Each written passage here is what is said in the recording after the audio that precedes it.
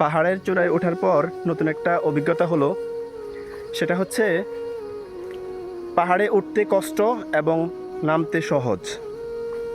তো এর একটি বৈজ্ঞানিক ব্যাখ্যা আছে যে পৃথিবীর যে কেন্দ্রমুখী বল আছে অভিকর্ষ ত্বরণ, এই অভিকর্ষ ত্বরণের কারণেই পাহাড়ে উঠতে কষ্ট আর নামতে সহজ।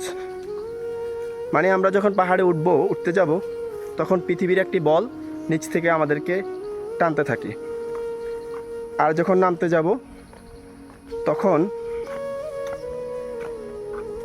পৃথিবীর যে বলটা আছে সেই বলটা আমাকে অটোমেটিক নিচের দিকে টানতেছে, আর আমার শক্তিও নিচের দিকে কাজ করতেছে, একই দিকে দুটি বল, যার কারণে নামতে সহজ।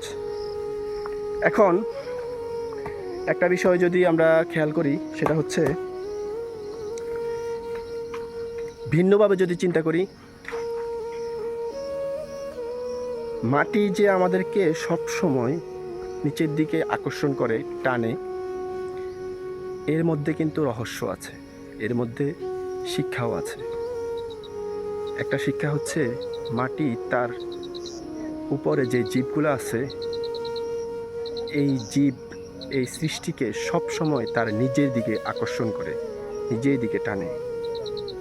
আমাদেরকে একদিন এই পৃথিবী ছেড়ে সেই গর্ভেই চলে যেতে হবে, অথচ আমরা এখন পর্যন্ত দুনিয়াতে অহংকার, বড়াই সব কিছুই করে যাচ্ছি। তো আমাদের হুঁশ কবে হবে আল্লাহই ভালো জানে।